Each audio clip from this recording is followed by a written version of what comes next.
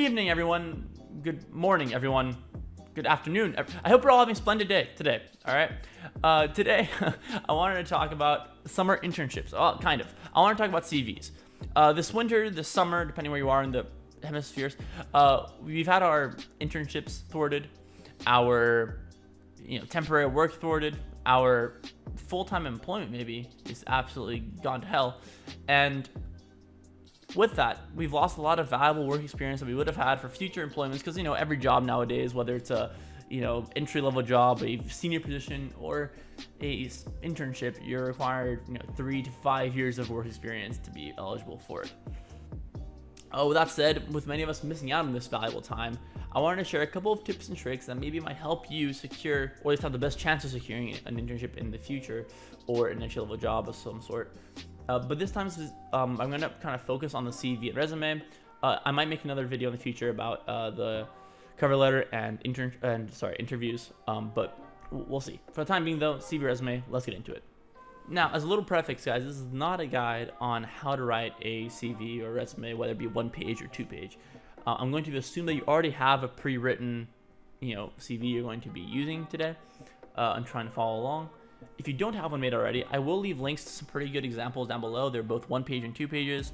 Their videos on how to make CVs. I think they're pretty solid. That's what I used. And also, I'm not a business guru. I don't know every business inside and out. I have applied quite a bit myself. I do know employers, and I've talked to them about what they tend to look for in CVs and resumes. So I'm going to be trying to use that in order to channel some sort of thought, which will hopefully help you guys out, all right? So with that, let's get right into it. Ultimately, a CV has to do 3 main things, all right? Kind of 2 main things, but a third kind of potential one. The first one is that it must show the employer that you are qualified for whatever job you are applying for. The second one is that you can be a good fit for the business. Note the word can there. It's just to show them that you can be, and then they'll move on to, say, the cover letter or the interviews, which will give them a better idea. And then on the, rare occasion that a company only asks for a CV and nothing else, no cover letter, no random questionnaire, no tests, the CV has to show a little bit of creativity, has to be a little bit unique in some way, whether that's with the content or the visual aspect of it, to make you stand out. All right, and now these are kind of more and more rare nowadays, but with that said, it's still important nonetheless. Now, how do employers judge the first parameter, which is, are you qualified for their job? Well, step 1 is correctness. I'm sure everyone knows this already. They go through and they scan for any spelling mistakes, grammar issues, punctuation. If they find anything, it's out the bin, right? They don't even read the rest of it. So you have to make sure it's written correctly. And whether you're native English or whatever language you're applying in speaker, or you're someone speaking a foreign language, it's still imperative that you focus on this because it can kind of hurt both parties. Sometimes you give the native a little bit more than the foreign speaker. So the first step that I like to do is read things out loud. Once you think, I'm done, this is what I would submit, read out loud. You'll probably catch 1, 2, 3, 5 mistakes. All right, so make sure you read out loud. The second thing, after that's done, I push it through a program called Grammarly. There are other programs out there that are basically online grammar, punctuation, spell check services that are free. Grammarly does have a premium version, which allows you to sync up the diction, so the word choice, to match whatever tone or audience you're trying to speak to. It's pretty convenient, but if you don't want to get that option, you can go for just the basic, just make sure everything is correct, and it will do a great job for you. Then after that's done, well, just to make sure, again, this is going to be read by humans, probably, or not by a computer, so make sure that humans read it. So give it to 1 or 2 friends, and a little tip here, when you give anything to anyone to read, when you say, hey, is this good? Which is what most people would say, like, oh, do you think it's good? They'll be like, yeah, it's good. They'll read through it, they'll probably try, but their initial thought is, okay, I'm going to assume this is well written. I'm going to change my mind if I find a mistake. If you tell them, what's wrong with this, right? Something's not right, what's wrong with this? Whatever the case is, they will try to figure out issues. And they will always come back with something. So what I'm trying to say is, if you want someone to give you a nice answer, tell them what's wrong with it, or whatever, because that way they'll actually give you an answer which, it might not be nice in the sense of makes you happy, but it'll be nice in the sense of this will be useful for you. All right, so just make sure that you tell them that, and then once all that's gone through, once you've read it multiple times, you've read it out loud, you've put it through Grammarly or another website, whatever, and someone else or two people have gone through it, you can be pretty confident it's probably good enough to pass through the first correction stage. Now, the next thing to do, which is pretty important, is to go through and make sure you're actually qualified. And most people are, at least for the most part, they are qualified for a job. So make sure you convey that. This might sound kind of dumb, but make sure that read through the application post, right? And it'll say, like, I don't know, must be work good in teams and must know how to, speak English and Mandarin fluently, for example. And then it might even go on and say, proficiency in Microsoft Office is required. And you think, all right, well, obviously I can do that. I'm a economics graduate from Harvard. Great, good for you. But it's something so dumb and so easy, you might as well put it in there. A lot of times, especially if it's a big organization, that the employer themselves isn't going to manage you. So if you're talking about like a small business, or even like you're applying to be a certain person's assistant and they're reading the application, then it's a lot more chill. But if you're kind of applying for a general summer internship program for H&M or Google or CNN, whatever the case is, they're gonna the people who are reading the CVs are trying to find every possible reason to discard the application, because frankly, they have so many good candidates that they need to try to condense the pool of potential applicants to a small enough number to give interviews, right? And if they find a mistake, or they find, maybe this person doesn't know how to use Excel, they'll just discard the application, because that's one less person to consider and makes their lives that much easier. So give people no reason to discard your application until you actually get a chance to interview or whatever the case is. Write down in your skills everything that you think that you can read that they require from you, and then that way you'll be sorted. Now for the part that most people will probably struggle with, and that is the work experience qualification. That's people like, oh, I'm not qualified, I don't have 3 years.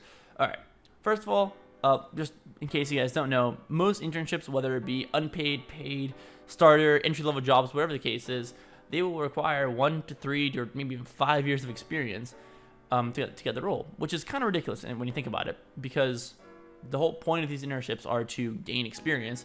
So if you already go into experience, you are overqualified for what you're actually going to get back, but you're underqualified for if you don't have it. It's a mess. That said, though, there's a little trick around that. Basically, when I was in high school, whilst I wasn't taught this, it was implied that you could only really put things in work experience that classified as traditional work. So as in, you are employed by an employer who will give you an official role in an official organization to do an official task, right? And if you don't have that, then you can't put it down there. It's like involuntary work, and that's about it, right? Example, let's say you had an internship at CNN, right? For over June to August, that counts. You can put that in there. And those are great, right? Those are great examples. If you have those, brilliant, put them on. If you don't have those, which is most of us, or at least a significant portion of us, especially not enough to make up the 2-3 years you need for a lot of the entry-level jobs out there, there are a couple of tricks we can get around to basically fill in the criteria without lying, obviously. This is all normal stuff, but just, it's something that I learned rather recently, actually. It's kind of embarrassing, that you can put in your CV in general and make things work. So me personally, on my CV, instead of having it as work experience, I label it as personal experience or professional experience, one of the two. And the idea is that you can mention not only the official jobs you have had in the past, but also you can mention things that you have done relevant to your field that are extracurricular, specifically things that maybe are that show some sort of corporate ambition, or an easily translatable skill elsewhere, right? For example, if you've written a blog post, or you have an ongoing blog about something that you are interested in or maybe are looking to get into, that can be a thing. Put that down. Blog writer, or creative writer, whatever you want to title it as, really, as long as it's fair game. Put it on there, right? If you developed an iPhone app for something and you thought, it's a little game, whatever, put it down there. Put it down as software developer. It's fine. You're allowed to do that as long as you're honest about, very clear about what you're doing. If you're saying I'm worked for Google when you didn't, well, that's lying. You can't do that. But if you say, look, I'm freelance, I did an app, I'm working on more, right? Whatever, that's fine. Or even imagine this, right? Let's say that you are rather good at Python, for example, or any other class, and your peers often ask you for help. And let's say you took this class during the 1920 school year, or university term, whatever the case is. You have about a year of the class, and you constantly help students get like finish their assignments, whether it's colluding or not, irrelevant. You are helping students out, right? Now this year, you're out of the class. Maybe you still have a few friends who are a year below you or who are not doing the class, and you still helping them out. If I were you, I would go out and make a website or make a Facebook page even, right? Something simple like that. And I would put it on your CV as like, kind of software tutor. Or you can even put down, let's say you're kind of giving them advice rather than actually giving them physical help. You can say software consultant for all I care, right? And you can kind of shift your way around, and as long as you can say, look, I used to do this 1v1 consulting in person, but now I've shifted to an online means. I'm looking to grow this and make this a little more, whatever the case is. You can make things work a little bit better, right? And generally speaking, you can really add a lot of, that's a year of work experience that you wouldn't have had before, which now you have, right? It's pretty big. So these sometimes people are like, oh, that's not a real job. Well, I know it's not a real job, but as long as you have a story to tell in an interview, which if people ask you about it, you can explain, you can tell them, you can really give some insight. That's all you need, right? And if you wanted to, you can even ask a friend or two to write a review for you on their Facebook page or website, right? Just say, look, I helped you in the past. Would you mind quickly just writing a couple lines, And you don't have to lie, but you'd be like, hey, after 10 minutes of talking, we ended up figuring out what my mental block was, and now I'm working better on my own. Boom, perfect. That's all you really need. Just some sort of kind of reliable source, whether it's 3 to 5 friends or something. People obviously, hopefully not family members, because that gives a little more credibility. And there you go. Now you have a somewhat business setup, which you can show as some experience. It shows that you're motivated. It shows that you're driven. It shows that you have, pretty good teaching skills. And generally speaking, you're creative because you found a weird way around work experience, and they'll be like, all right, that counts, right? So ultimately, I guess it's important to wrap up saying that this area, the reason why employers require, I guess even demand, that employees have this work experience, right, is because, quite frankly, they don't trust academia and the academic institutions to actually pump out capable employees, right? Sure, you can have someone who's a great, journalist at university, but you say, all right, now get into working for the New York Times. They're like, what? A lot of times you get confused, and we get confused on how to do a task. We need someone to teach us, or at least mentor us for a day or two, right? And they want to avoid that kind of teaching climb. They want someone who's already know what they're doing because they don't want to waste time on that. Well, guess what? If you can just prove to them that you are capable and that you can learn quite quickly and that you can just get into the groove of things, right? Even if you think maybe you can't right away, it's fine. Once you're in the company, you will learn extremely fast. Or think about all the times that you've learned chapters of books in a night for a test. How easily can it be, or how easily can you learn how to do a rather routine task with people all doing it around you, right? So you can just kind of copy them for the first couple of days and learn your own way that way. It takes days, hours, at most. So it's fine. Don't worry about that. Back yourself. You can do it, but you need to have something to prove to employer that you can do it, because frankly, that's all that really matters.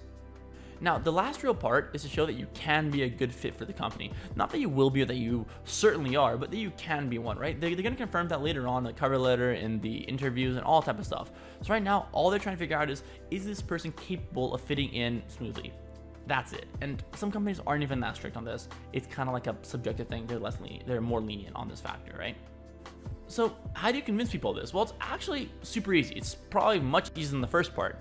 Go online, go on the company's website you're applying for, read their vision statement, mission statement, read reviews by employers on Glassdoor, watch videos on the company, any press releases by the CEOs or by people that are highly ranked, and try to get a grasp of the tone they use. In general, even the field of work can give you a little tip and trick, right? And then customize your CV for that position. To give an example, if you're applying for, say, the spirit shop at your high school or university, right? Just really basically. And you read through, maybe you see the school, they're trying to be really accepting to internationals, or they're trying to people with different cultures, should fit in. They're probably looking for people who are very open-minded, people who are quite friendly, people who speak many languages, people who, are organized potentially, right? These are all things that I would recommend, that I would think they are looking for. Well, I would rewrite part of my CV with a certain type of tone. So say, all right, well, I'm going to try to get this friendly tone. So change around your length, description, maybe even font, right? To show, if you're trying to be more friendly, maybe like a Garamond font instead of a Times New Roman. or maybe 1.15 space instead of 1.0 spacing, just to give a little more space, a little more kind of breathing room for the person to read. Makes you seem a little friendlier, a little less strict, right?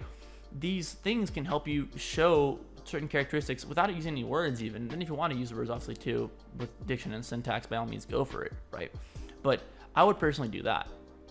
Now for the last little optional bit, and I'll try to be fast to wrap things up here. I know it's getting quite long. So if there's no cover letter, or the position is super competitive and maybe the odds you're getting in the job aren't 100%, right? I would recommend trying to stand out a little bit, at least as strongly suggested. Now some people are going to look at this and be like, what are you talking about? There's rules to a CV, to a resume. You can't stray from them or else you're going to be laughed at. But just bear with me here just for 1 second, all right?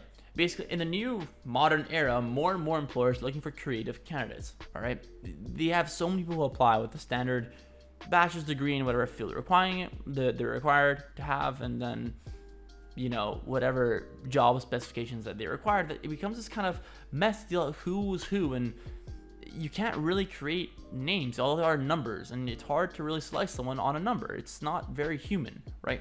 So a creative text, whether like if you Google CV, right, most people have that CV or resume, right? It's like, I'll show them here. They're just all the same, right? They're all just black, maybe a little bit of blue or something, and just a lot of white background times 11 times New Roman, font 11 times New Roman, and that's basically what a CV is. If you stray from it, you'll see a lot of success, as you can see a lot of success. And you got to research, right?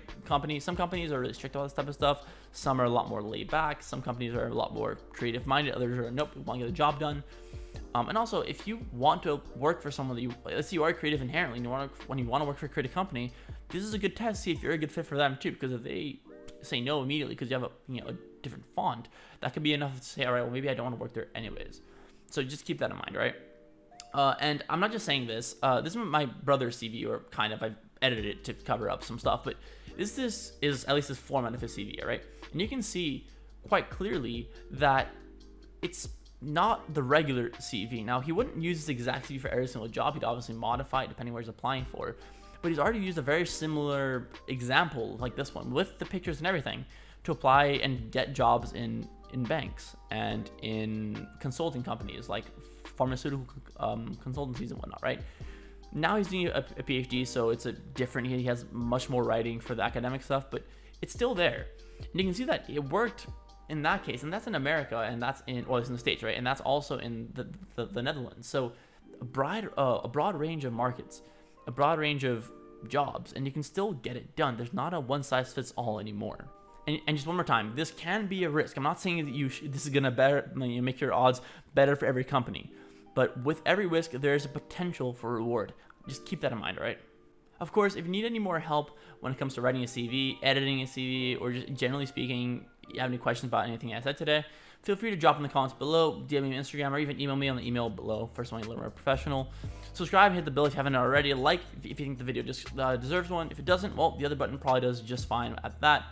Until later, peace.